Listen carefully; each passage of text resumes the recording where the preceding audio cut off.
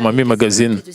Chers frères et sœurs, aujourd'hui c'est le dimanche d'Action de grâce, un jour pour adorer et remercier Dieu pour la récolte abondante qu'il nous a accordée tout au long de l'année. Avant tout, nous rendons grâce et gloire à Dieu pour les grandes bénédictions qu'il nous a données dans l'esprit qui est dans le corps et pour la manière dont il nous a protégés. En regardant en arrière sur l'année écoulée, et quelle raison avez-vous de rendre grâce? Beaucoup remercient Dieu pour la bonne santé, ne pas avoir eu besoin d'hôpital ni de médicaments, avoir été gardés, protégés. D'autres les remercient d'avoir fait de leur foyer un lieu de bonheur, de leur avoir permis de rester éveillés dans la prière, dans l'espérance du ciel, d'être fidèles et de chercher à changer par la foi, l'espérance et l'amour. Par-dessus tout, et nombreux sont ceux qui remercient Dieu d'avoir répandu une grande grâce lors de chaque événement de l'Église et leur permettant de vivre une vie de foi remplie de joie. Pour moi, personnellement, je vais remercier Dieu pour tous les événements de l'Église. Nous avons eu un très bon climat. Il y a eu la grâce de Dieu qui a été déversée dans chaque événement. C'est vraiment grand d'examiner l'année. Nous avons passé la retraite d'été, bien que maintenant, ça fait quelques mois, nous pouvons encore ressentir la joie, le bonheur de la retraite d'été, et même de notre anniversaire au mois d'octobre. Nous pouvons toujours remercier Dieu pour tous ces événements et nous pouvons continuer à être transformés dans la vérité. Même si nous ne pouvons pas voir de grands événements à tout moment, mais le fait qu'il y a la paix dans notre vie, nous devons être reconnaissants aussi envers Dieu. Mais si vous avez eu des épreuves, des tribulations, je pense que vous allez surmonter cela. Si vous avez surmonté cela, c'est aussi notre raison de remercier Dieu. Vous pouvez examiner toute cette année 2025 et vous allez continuer à trouver plusieurs raisons pour remercier l'Éternel. Et j'espère que si vous continuez à faire cela,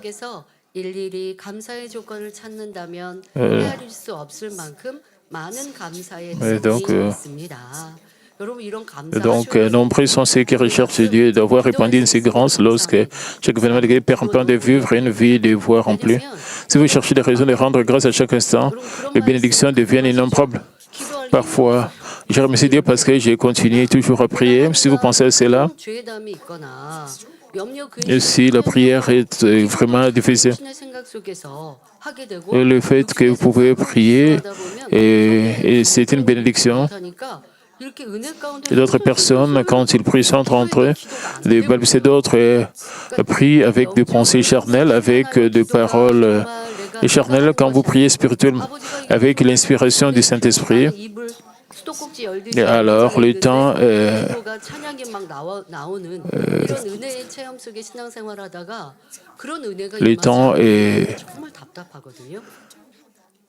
court rapidement et si vous n'êtes pas rempli du Saint-Esprit, votre prière est difficile parce que vous cherchez les mots. Mais si vous êtes rempli de l'inspiration du Saint-Esprit, alors les paroles vont sortir facilement de votre bouche. Pour moi, personnellement, je remercie aussi Dieu à travers le berger du serment et la parole de Dieu, l'évangile de la sanctification qu'il a reçu de la part de Dieu à travers des jeûnes et prières. Je remercie Dieu pour tout cela, parce qu'à travers le serment du berger, j'ai préparé mes sermons très facilement. Et quand je prépare mes sermons, c'est difficile de prêcher. Si je ne comprends pas la parole de Dieu, je dois toujours m'examiner, je dois continuer à étudier la parole. Quand je vois le message du berger, il y a le moment où je regarde certains sermons du berger. C'est difficile pour moi de comprendre. C'est difficile pour moi. J'ai prié pour cela. Je dois prier pour cela. Je demande l'aide de Dieu et j'étudie encore pour que Dieu puisse m'éclairer.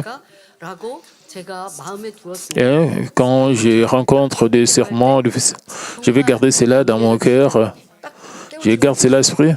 Je me prépare spirituellement.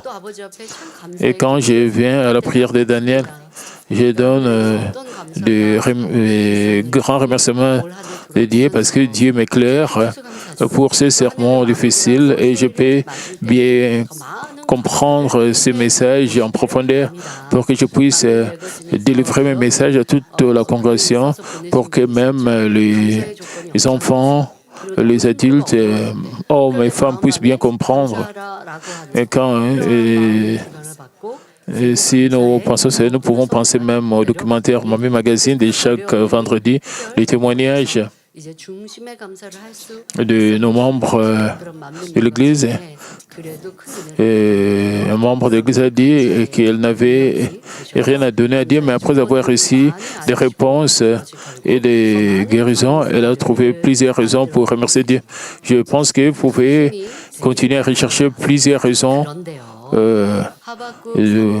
pour remercier l'Éternel, pour remercier Dieu. Habakkuk 3, 17, 18 déclare « Car le figuier ne fleurira pas, la vigne ne produira rien, le fruit de l'olivier manquera. Les champs ne donneront pas de nourriture, les brebis disparaîtront du pâturage et il n'y aura plus de baies dans les étables. Et toutefois, je vais me réjouir en l'Éternel, je vais me réjouir dans le Dieu de mon salut. »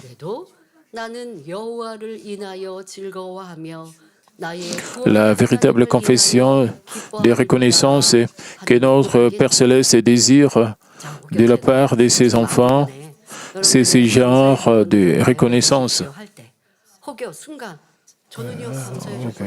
Quand nous regardons la première partie,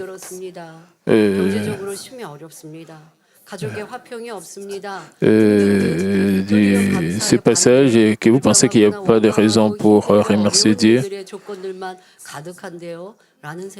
Le contraire, c'est de remercier Dieu, c'est seulement vous plaindre et murmurer. Et si vous êtes comme cela, vous devez vraiment vous examiner, vous devez prier avec cet évangile de la sanctification et considérer cela, considérer ceci une opportunité de changer. Vous devez plutôt remercier Dieu. Le verset que nous venons juste de lire, Habakkuk 3, 17 à 18, c'est une vraie confession de reconnaissance. C'est ce que Dieu désire de la part de ses enfants. De rien, c'est ce genre de remerciements, d'actions de grâce que Dieu désire de nous.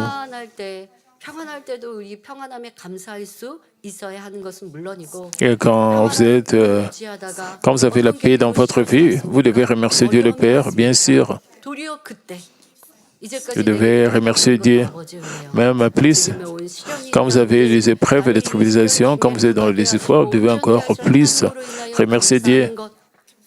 Et à travers ces confessions d'actions de grâce, dans chaque situation, dans n'importe quelle situation vous vous trouvez, alors vous allez être capable de surmonter n'importe quelle tribulation et vous montrez à Dieu que vous donnez vraiment une véritable confession de reconnaissance.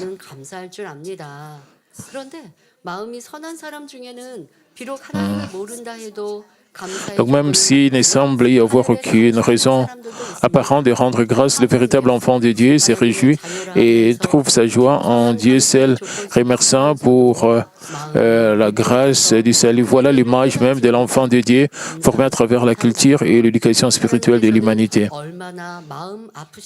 Et si vous ne pouvez pas remercier Dieu,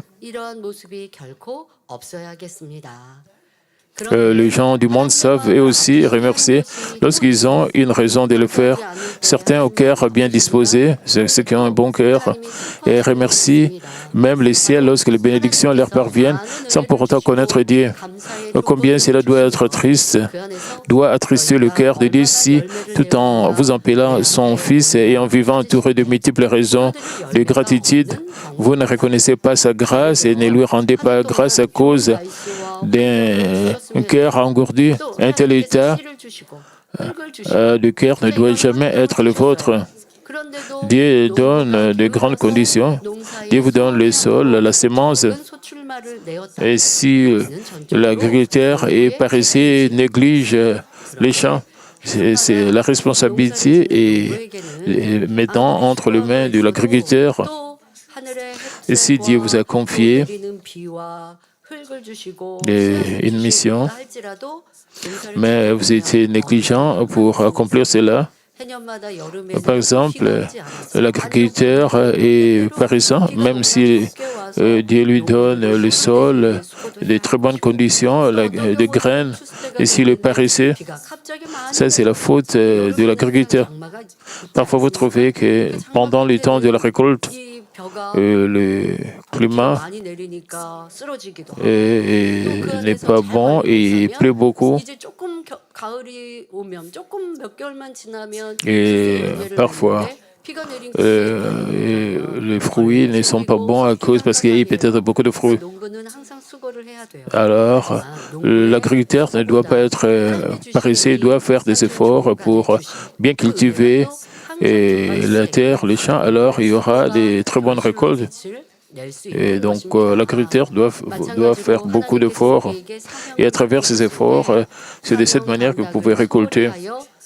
Et si Dieu vous a confié une mission et vous êtes négligent pour l'accomplir, et où il n'y a pas de fruits à la fin de l'année, et combien cela sera honteux de votre part. Et si vous dites et que vous avez fourni des efforts, vous avez accompli un travail acharné, mais personne ne vous reconnaît, vous devez toujours remercier Dieu. Parce que Dieu vous a donné la grâce, parce que Dieu vous a donné la grâce du salut, vous devez toujours remercier Dieu. Parce que Dieu a tendu le premier sa main vers nous, c'est Dieu qui nous a rencontrés et sur le chemin du ciel pour que nous puissions être membres de l'Église. Mais si vous ne remerciez pas Dieu, même pour ces faits simples, et travailler pour l'Église, alors il sera honteux devant Dieu. Vous n'allez pas recevoir de récompense de la part de Dieu. Si vous plaignez que personne ne vous reconnaît de tout le travail acharné, tout le travail volontaire et que vous avez accompli, alors, parce que Dieu a le premier tendu sa main vers nous. Donc, ayez du zèle, non de la paresse, soyez fervents d'esprit, servez le Seigneur. Vous pouvez vous demander quels fruits vous pouvez montrer à Dieu ces années. Donc,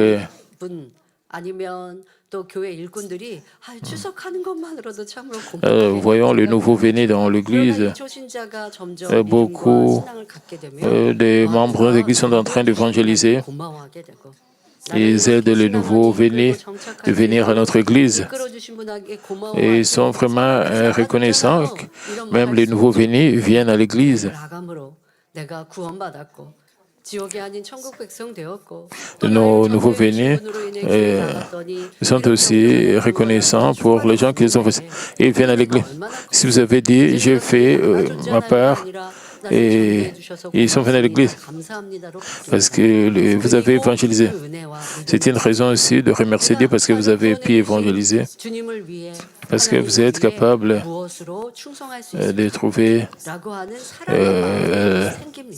la vérité. À travers ce cœur d'amour, vous pouvez trouver des voies pour vous porter volontaire et être plus fidèle pour le royaume de Dieu. Vous pouvez grandir dans votre foi spirituelle de cette manière. Vous ne devez pas vous arrêter seulement en étant... Parce que vous avez évangélisé et vous devez trouver... Donc même si vous êtes nouveau venu à l'Église, vous devez chercher à être volontaire dans l'Église, faire des petits travaux et continuer toujours à remercier Dieu et travailler avec ferveur pour le royaume de Dieu avec un cœur d'amour. Je pense qu'à travers cet évangile de la sanctification, vous pouvez être loué pour le bon travail au retour de notre Seigneur. Donc, Proverbe 6 et 6 déclare « Va vers la fourmi par ici, considère ses voies et devient sage. » Le Dieu Tout-Puissant, l'humanité,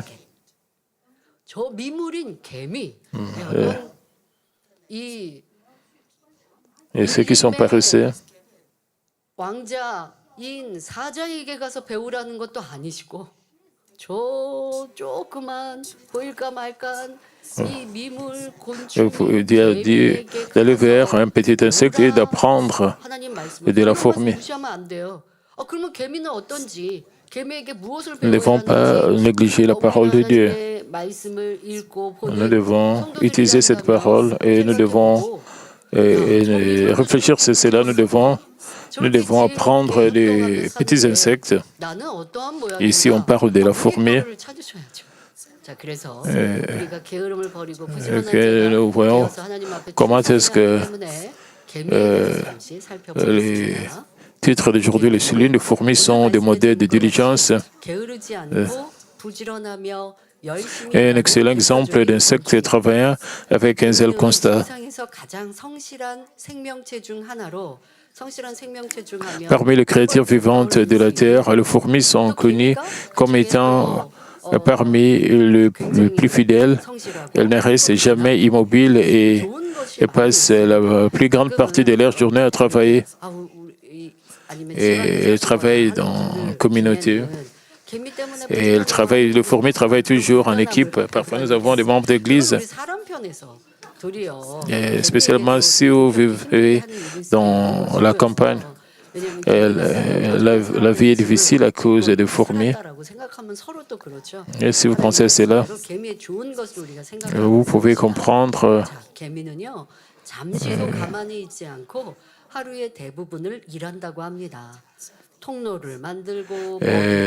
elles créent des tunnels, les fourmis transportent de la nourriture, explorent les environs, réparent le nid et prennent soin de leurs reines.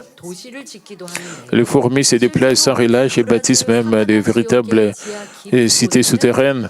Au Brésil, on a découvert une gigantesque colonie de fourmis coupe-feuilles, une ville souterraine couvrant une superficie équivalente à 200 terrains de football. Vous pouvez voir cela, c'est sur l'écran. Vous pouvez voir les gens à l'intérieur.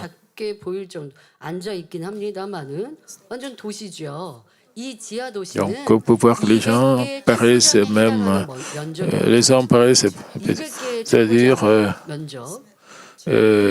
cette ville souterraine bâtie par les fourmis couvre une superficie équivalente à 200 terrains de football, environ 200 à 300 km² contenant 600 à 800 km de tunnels interconnectés d'innombrables chambres de stockage, un système de ventilation et même des zones de gestion des déchets. Les scientifiques stupéfaits devant une telle structure ont déclaré qu'elle ressemblait à une mégapole humaine. Cette colonie n'a pas été construite en une seule génération, mais sur des centaines d'années, à travers plusieurs générations de fourmis. Et les fourmis accomplissent fidèlement leur rôle qui leur est assigné. Lorsqu'une se repose, une autre prend immédiatement les relais, de sorte que le travail ne s'interrompt jamais. Ce système de coopération ininterrompue démontre que la véritable diligence n'est pas une attitude passive consistant simplement à faire ce qu'on nous dit, mais un travail proactif empreint de responsabilités. Même dans des sociétés, quand il y a des vacances, il y a un ouvrier qui travaille pour l'autre. Même si quelqu'un quitte le travail, une autre personne va le remplacer facilement. Donc, le système n'est jamais interrompu. 진정한 성실함이 발휘된다는 것을 보여준다고 할 수 있지요. 이러한 면에서 우리 인생들이 배워야 하지 않겠습니까? 또한 개미는 본능적으로 Les gens doivent apprendre des fourmis.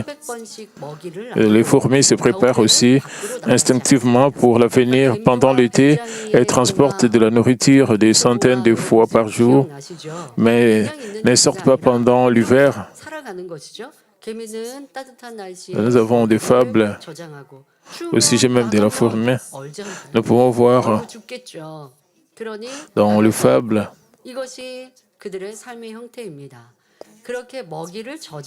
les fourmis travaillent toujours dur et elles accumulent la nourriture pour l'hiver. Même lorsqu'elles ont accumulé suffisamment de provisions, elles ne se contentent pas du confort du moment. Elles rationnent leurs réserves et en gardent davantage pour le période de danger. Certaines espèces mâchent et fermentent la nourriture afin de la conserver plus longtemps.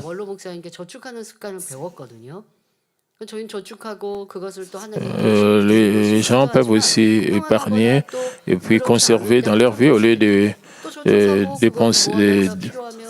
gaspiller des choses.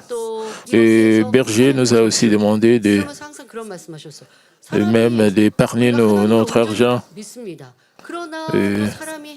et d'offrir aussi à Dieu, bien qu'en tant que chrétiens nous croyons en Dieu.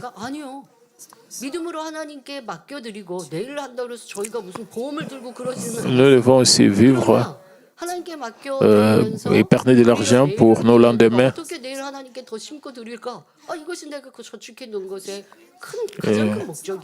Même si j'ai l'assurance vie, nous vivons encore dans le monde.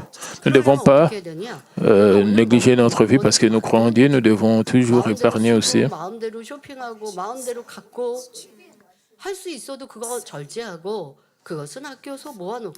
Nous devons aussi conserver la nourriture au lait. Nous ne devons pas gaspiller l'argent seulement, faire des achats, faire du shopping à tout moment. J'ai fait de mon mieux pour épargner là où je dois épargner et je dois offrir là où je dois offrir. Donc, certaines espèces mâchent et fermentent la nourriture afin de conserver plus longtemps. Donc, c'est fourmis et une méthode de stockage biologique avancée, bien qu'elle n'ait pas faim sur le moment. Elles amassent de la nourriture en provision de l'hiver à venir.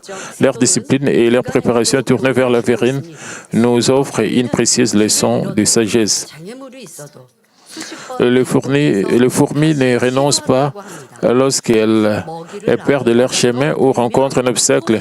Ils essaient encore, parfois des dizaines de fois. Si elles font tomber la nourriture qu'elles transportent et ne l'abandonnent pas, mais la reprennent et poursuivent leur route. Si le chemin est bloqué, elles cherchent un détour et continuent, même après plusieurs échecs.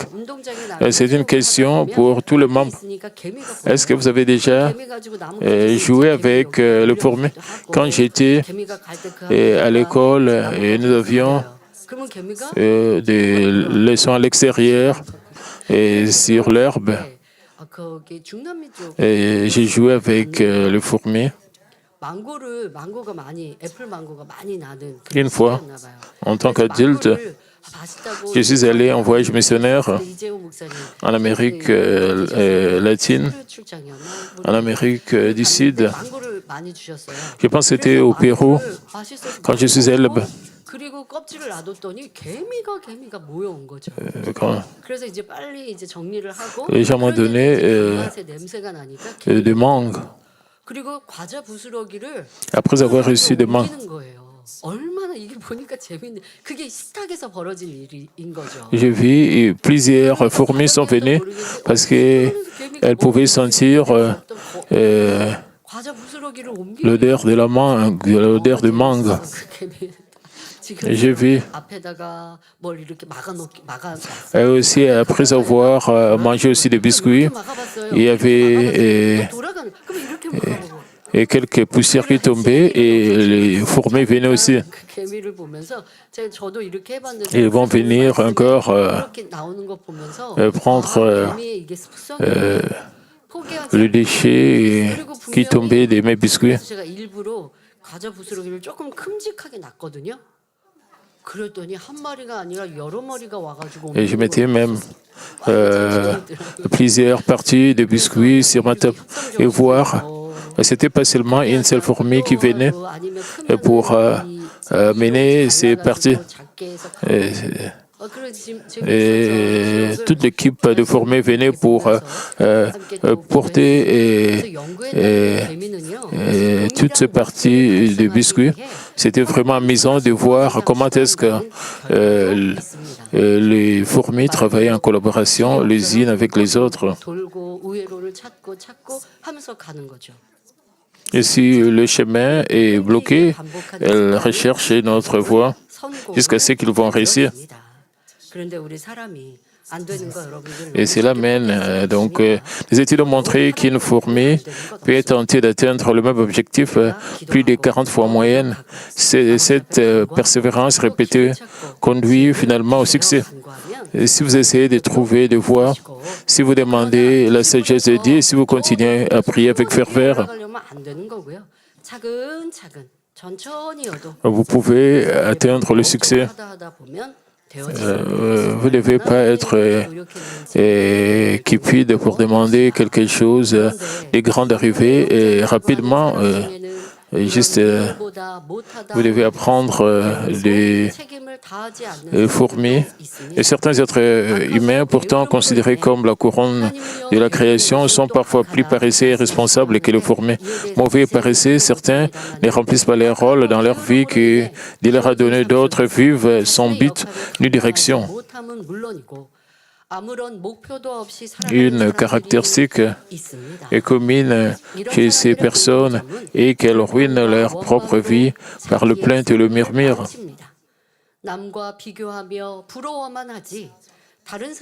Elles se comparent aux autres, les envient, mais n'apprennent jamais de leurs efforts ni de leur labeur. La vie de ces personnes est toujours difficile et lourde, sans croissance ni progrès. Elles trouvent sans cesse des excuses et ne fournissent aucun effort. Ces personnes donnent toujours des excuses. C'est pour cela que je ne peux pas grandir. Je suis en train de... C'est pour cela que je ne peux pas réussir. Elles donnent toujours des excuses. Est-ce que vous avez vraiment travaillé pour réussir? Vous pouvez voir les gens qui ont réussi dans leur vie. Et ils ont fait beaucoup d'efforts pour atteindre les niveaux qu'ils ont pour le moment. Certaines personnes ne trouvent pas la place où elles devraient être ou ne tiennent pas leur position quand c'est nécessaire. Quand on a besoin d'elles, elles ne sont d'aucune utilité. Réfléchissez, êtes-vous quelqu'un qui garde sa place et accomplit son devoir dans sa famille ou sur son lieu de travail dans la société, quelqu'un de vraiment utile à ceux qui l'entourent? Au lieu de blâmer les membres de votre famille, vos collègues, votre entourage pour leur manque d'attention envers vous, demandez-vous plutôt combien vous avez été une aide pour eux. Et surtout, pouvez-vous vraiment dire que vous avez servi le Seigneur avec zèle, accomplissant fidèlement votre rôle et gardant votre place? Regardons ensemble comment ne pas manquer de zèle, être fervent d'esprit et servir le Seigneur. Premièrement, ne soyez jamais paresseux ou inactifs dans le Seigneur. Même pour des objectifs terrestres, certaines personnes montrent un zèle extraordinaire pour atteindre leur but. Et certains travaillent dur, transpirant pour mener une vie prospère, et d'autres peinent pour obtenir l'honneur ou la connaissance. Et si ces efforts ne sont pas faits dans le Seigneur, ils finiront par se perdre avec les choses de ce monde. Cependant, il est important d'apprendre de leur diligence et de leur persévérance. Ne soyez pas paresseux, mais travaillez avec effort et détermination. Même si nous avons un exemple de quelqu'un qui a surmonté les épreuves, et une personne et nous avons l'exemple de la ballerine Suji Kang. Suji Kang a d'abord étudié la danse traditionnelle coréenne jusqu'à l'école primaire. Au collège, elle s'est tournée vers le ballet et a commencé un entraînement intensif. Même si j'ai entendu parler de Suji Kang dans ma vie, à travers le sermon, j'ai beaucoup appris de sa vie. J'étais capable de trouver plus au sujet de son assiduité. Et comme elle avait commencé relativement tard par rapport à ses pairs, elle devait compenser ce retard par beaucoup plus de pratique et de concentration. Et conscient de ses lacunes, elle travaille encore plus dur pour progresser. Selon plusieurs interviews, son autobiographie et diverses émissions, Kang déclarait que ses efforts dépassaient la simple notion de travail dur. C'était un véritable combat, une lutte désespérée. Elle n'a pas dit qu'elle faisait des efforts. Elle s'est battue pour sa vie. Et comme si sans cela, elle ne pouvait rien. Donc à partir du collège, elle a commencé vraiment à s'entraîner de manière intensive. Donc, puis après, elle a eu la possibilité d'étudier à l'étranger à l'âge de 15 ans. Elle ne parlait presque pas français ni anglais et ne connaissait pas bien les techniques du ballet occidental. Et selon ses propres mots, chaque jour était une guerre. Ne pouvant pas bien communiquer, elle a appris en se surpassant physiquement.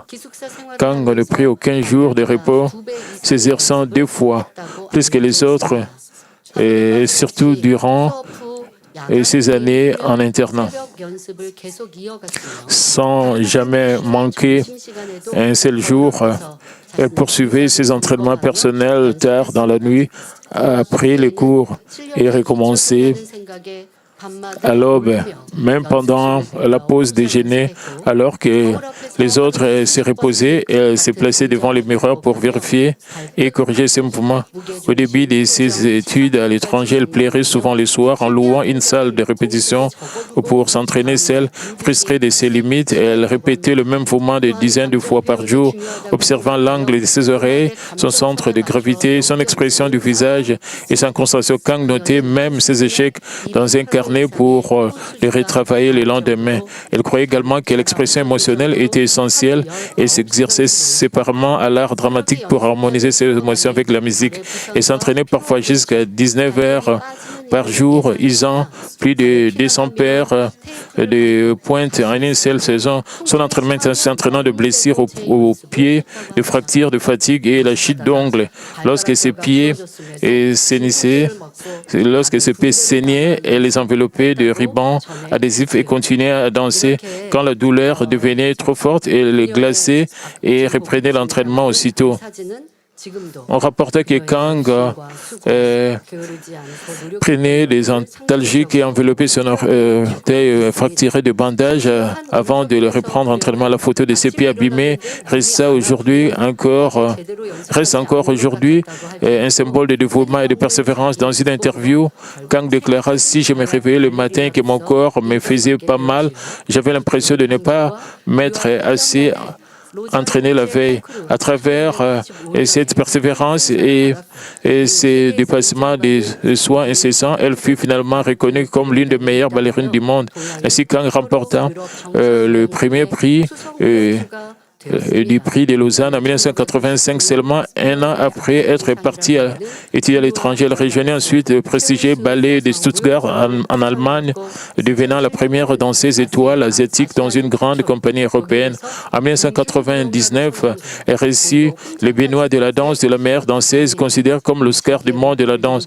En 2007, elle devint la première asiatique nommée Carmen Tanzerine, danseuse de la cour royale en Allemagne, et reçut l'ordre du mérite, ayant tout donné pour atteindre ses objectifs. Et réussit Kang réalisa son rêve et devint une source d'inspiration pour beaucoup. En tant qu'enfants de Dieu, nous connaissons le royaume éternel du ciel et savons clairement que tout labeur et tout effort dans le Seigneur sera récompensé là-haut. Il est donc essentiel de ne pas être paresseux, mais d'être fervent dans la mission que Dieu nous confie. Nous devons avancer de toute notre force et nous croyons et nous allons recevoir la récompense du ciel. Et si vous priez, mais vous n'êtes pas transformé, vous devez prier encore avec beaucoup plus de ferveur.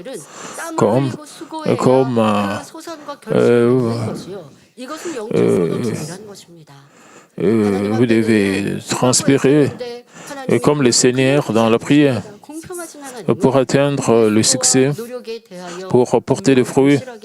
Nous devons faire des efforts avec ferveur, avec le zèle pour recevoir, atteindre notre objectif et recevoir la réponse. Nous devons prier avec beaucoup plus de ferveur. Nous devons nous écrire plus dans la prière. Vous pouvez venir à la prière des derniers, vous priez la nuit. Mais vous êtes juste en train de balbutier. Parfois, vous somnolez pendant la prière ou vous êtes en train juste de chuchoter. Comment est-ce que Dieu peut vous donner la force et la puissance? Ne vous plaignez pas que les autres reçoivent la puissance, la force de la part de Dieu et vous ne le recevez pas. Dieu est juste.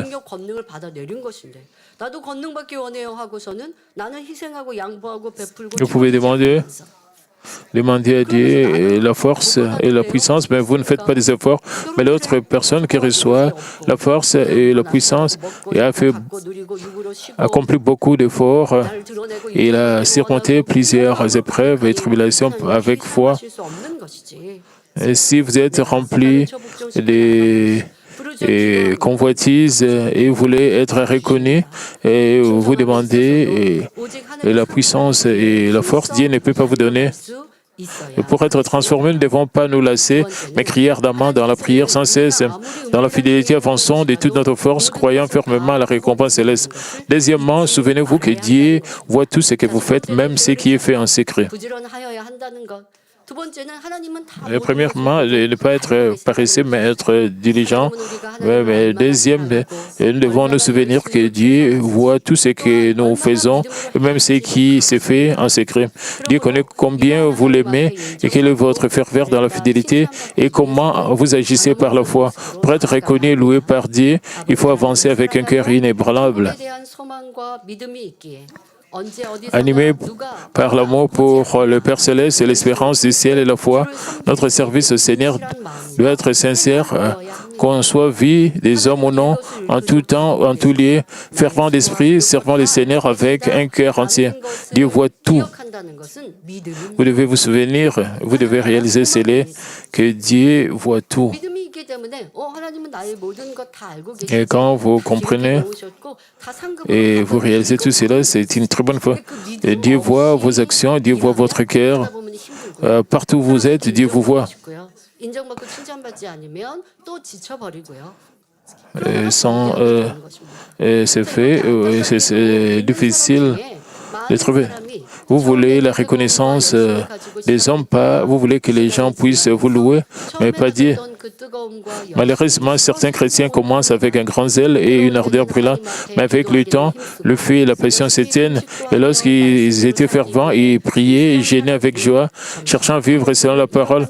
Mais peu à peu, les efforts s'affaiblissent. Ils deviennent négligents dans leur devoir et finissent par servir d'une manière formelle et sans fruit. Ce que Dieu désire, c'est le zèle et la passion du commencement. 오히려 점점 더 qu'ils ne se refroidissent pas, mais qu'ils grandissent encore. 믿음이 성장한다면 Si votre foi grandit au fil de votre vie chrétienne, ne devriez-vous pas œuvrer et lutter encore davantage qu'auparavant? Dieu demande un fruit selon la mesure de votre foi. 가령 하나님께서는 믿음의 1단계 Par exemple, Dieu ne demande pas le fruit du troisième niveau de foi à quelqu'un qui n'est qu'au premier niveau. À celui qui a reçu paix, Dieu demande paix. À celui qui a reçu beaucoup, Dieu demande beaucoup. Plus votre foi grandit, plus grand doit être le fruit que vous portez. Si une personne ayant une foi du troisième niveau ne porte que le fruit du premier niveau, cela ne peut plaire à Dieu. 그러니 여러분들 꼭 믿음의 분량뿐 아니라 나의 Et c'est très important de réaliser, ce n'est pas seulement la mesure de foi que vous avez, aussi la mission, le titre que vous avez à l'Église, si vous êtes diacre, diaconesse, grand diaconesse, ancien. 그러나 스스로가 나를 체크해 봐야 할 것이고 또한 여러분들 눈에 보여지는 이 직분, 사명의 크기 이것에 따라 les titres de l'Église ne sont pas toujours visibles partout où vous allez, mais vous connaissez votre titre. Dépendant là où vous tenez à l'Église, là où vous tenez, c'est là juste comme votre message de foi. Troisièmement, il faut vérifier non seulement si vous avez porté des fruits, mais si vous en avez porté selon votre mesure de foi.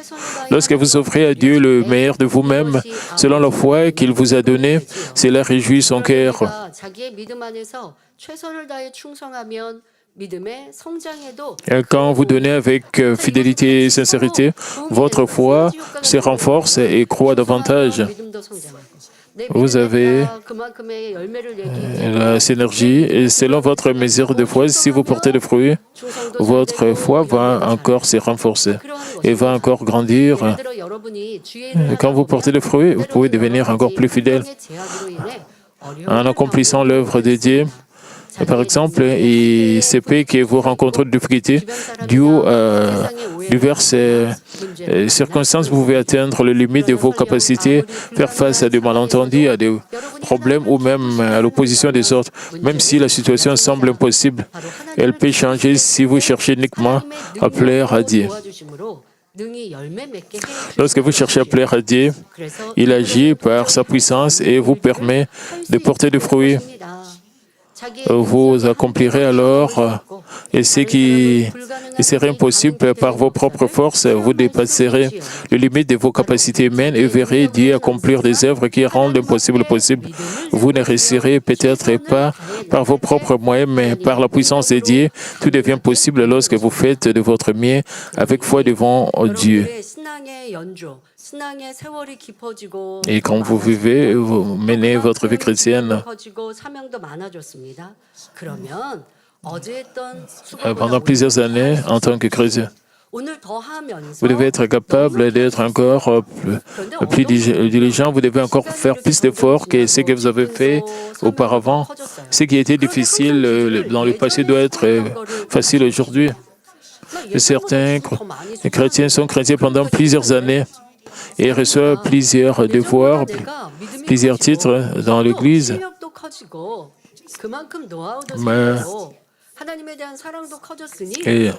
Et quand ils examinent leur foi passée, j'ai reçu beaucoup de titres. Même si vous avez été chrétien pendant plusieurs années, vos titres et vos devoirs, vos missions doivent changer. Vous devez encore faire plus d'efforts, vous devez avoir plus de diligence. Disons que vous avez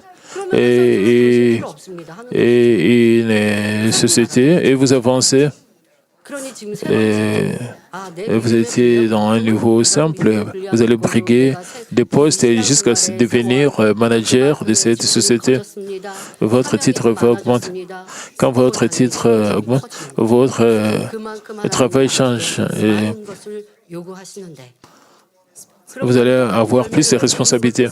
Vous n'avez pas le même responsabilité quand vous avez commencé. Vous commencez comme stagiaire, mais quand vous devenez PDG, vous n'avez plus le même responsabilité quand vous étiez stagiaire, même à l'église, quand vous plaignez, quand on vous donne plus de missions et si vous plaignez pour cela, ça c'est pas bien devant Dieu, puisque vous a donné plusieurs missions. Luc 13:30 déclare, et voici, il y en a les derniers qui seront le premier et les premiers qui seront le dernier. Certains nouveaux croyants ou ceux qui n'ont pas encore entendu la vérité depuis longtemps portent des grands fruits.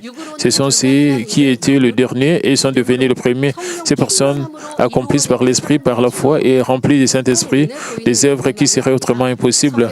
Leurs fruits comprennent la foi, des œuvres visibles et des fruits spirituels, alors qu'elles poursuivent la sanctification. Lorsque leur zèle initial ne faiblit pas et qu'elles continuent à donner le meilleur d'elles-mêmes dans la foi, et ne comptant que sur Dieu et lui confier tout, Dieu les aide et de grandes œuvres deviennent possibles. Tout au long de l'année, nous avons vu de nombreux nouveaux chrétiens s'enregistrer à l'Église et recevoir des guérisons, obtenir des réponses à leurs prières et partager leurs témoignages avec joie. Leur visage rayonne de ce qu'on appelle le premier amour, les yeux remplis de larmes, les joues rougies. Au simple écho d'un témoignage ou d'une parole de grâce, leurs larmes commencent à couler. Ces nouveaux croyants expriment sans cesse leur amour et leur reconnaissance pour la bénédiction d'avoir rejoint l'Église Manmin. Ils lisent la Bible avec ardeur, s'efforcent de participer fidèlement au rassemblement et désirent de tout cœur servir Dieu.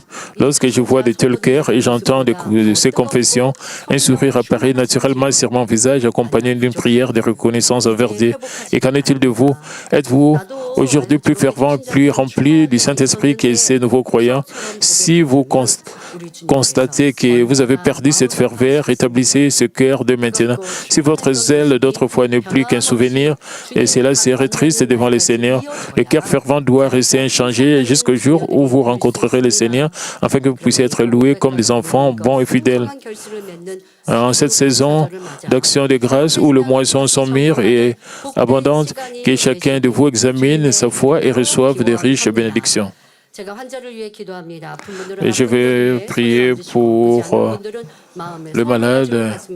Posez vos mains sur vos parties malades et recevez cette prière pour le désir de votre cœur. Et cher Père Céleste, nous te remercions pour cette année de merci, pour nous avoir protégés. Nous te donnons toute gloire et reconnaissance à toi, Père, pour nous avoir permis d'offrir ce culte le dimanche d'action de grâce, que nous puissions toujours te glorifier avec une grande récolte de grands fruits dans nos travaux, que nous puissions sortir comme de véritables enfants, des enfants transformés. Père, s'il te plaît, pose ta main sur tout le membre de l'Église, de pied jusqu'à la tête. Père, avec le feu du Saint-Esprit, Père, purifie toutes sortes de maladies, toutes sortes d'infirmités, toutes sortes de faiblesses. Et Père, au nom de notre Seigneur Jésus-Christ, que toutes sortes de maladies, toutes sortes d'infirmités, toutes sortes de faiblesses puissent disparaître en nom puissant de Jésus. Fortifie-nous, Père, que nous soyons bien marchés, que nous soyons en bonne santé dans nos corps, même dans nos pensées. Et puis, soit avec les étudiants qu'ils puissent bien étudier, qu'ils puissent rencontrer bons amis, et spécialement pour le camp, qu'ils puissent se préparer pour l'université et qu'ils puissent préparer leur avenir avec prospérité. S'il te plaît, protège nos membres partout où ils sont, à travers le monde entier. Et pour la semaine prochaine, que tout soit prospère. Père, bénis tous nos membres et rencontre le désir de leur cœur, Père. Et Père, et tout ce qui est ténèbres, soit loin qui est la paix, qu'ils soient protégés sous ta puissance. Au nom de notre Seigneur Jésus-Christ, je sais prier. Amen.